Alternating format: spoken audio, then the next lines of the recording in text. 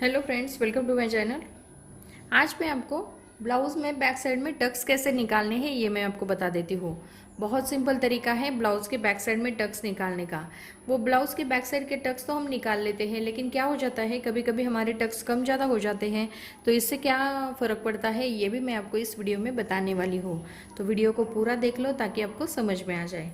अब देखिए, जब भी हम ब्लाउज़ का नाप लेते हैं तो यहाँ पे हमने ये 14.5 इंच ब्लाउज़ की लंबाई है हमारी 14.5 इंच। 13.5 इंच तैयार है तो हमने 14.5 इंच ली है।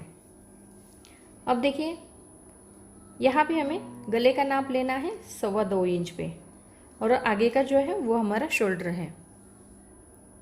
यहाँ पे आपको गला जो है गला लेना है। जैसे हमारा गला है 8.5 इंच, तो हम 8.5 इंच पे एक मार्किंग करेंगे।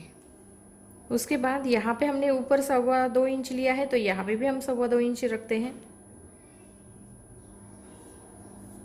इस तरह से एक मार्किंग कर लेते हैं। ये देखिए, यहाँ पे हमने क्या किया, गले का मार्किंग किया है। अब जो भी आपको गला बनाना चाहते हैं इस तरीके से आपको गला जो है वो बनाना है। यहाँ पे मैं आपको राउंड शेप का गला बना के बताती हूँ। ये देखिए, जब भी हम राउंड शेप का गला बनाते हैं जो हम 2.25 इंच लेते हैं तो 2.25 इंच में ही गला नहीं लेना है, उसके बाहर के साइड से आधा या 1.25 इंच लेना है। इससे गले की गोलाई जो है वो बहुत ही अच्छी आती है। अब देखिए, यहाँ पे जब हम ब्लाउज़ का बैक टक्स निकालते हैं तो कैसे निकालना है। ये जो शोल्डर है, शोल्डर को आपको नापना है। शोल्डर नापने के बाद उसका सेंटर जो है वो आपको पहले निकालना है। शोल्डर का सेंटर जो है वो पहले आपको निकालना है। उसके बाद आपको क्या करना है, इसके बिल्कुल सामने यहाँ पे एक निशान लगाना है। ये देखिए, यहाँ पे एक निशान लगाना है। अब देखिए, यहाँ पे शोल्डर के बिल्कुल सामने ये देखिए, यहाँ पे इस तरीके से सीधा लेना है।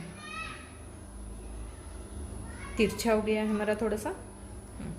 ये देखिए, यहाँ पे हमने सीधा लिया है।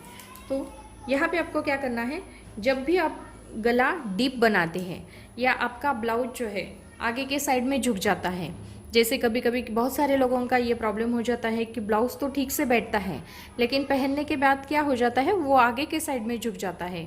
तो इसीलिए ये टक्स पॉइंट जो होते हैं ये टक्स के ऊपर वो डिपेंड रहता है।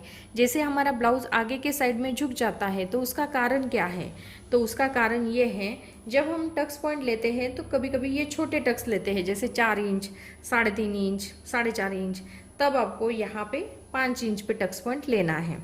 यहाँ पे आपको इस तरीके से सीधा इस तरह से एक लाइन लगानी है।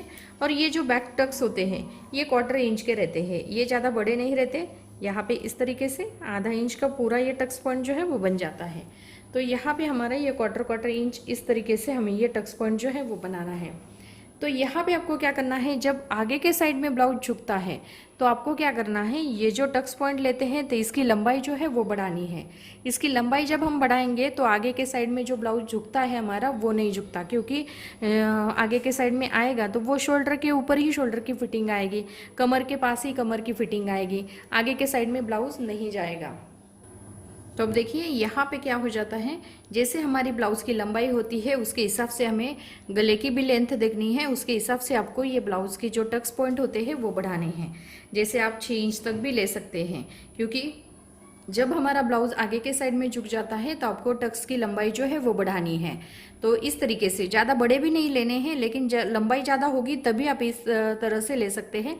नहीं तो यहाँ तक हमने जो 5.5 इंच तक लंबाई नापी है वो आप दे सकते हैं। 6 इंच देंगे तो भी आपका आधा इंच जो है वो सिलाई में चला जाएगा, तो ये 5.5 इंच के टक्स जो है वो तैयार हो जाएंगे।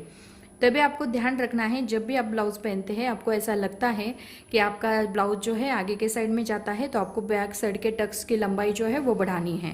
तो यहाँ पे मैंने बहुत ही सिंपल तरीके से बैक साइड के जो टक्स पॉइंट होते हैं वो कैसे देने हैं ये मैंने आपको बताया है। उसी तरीके से जैसे ब्लाउज आगे के साइड में झुक जाता है तो इसका क्या मतलब, हम क्या कर सकते हैं जो बैक साइड के टक्स के ऊपर डिपेंड रहता है। तो वीडियो पसंद आया होगा तो प्लीज़ लाइक करें, शेयर करें और हमारे चैनल को सब्सक्राइब करें। Thank you for watching this video.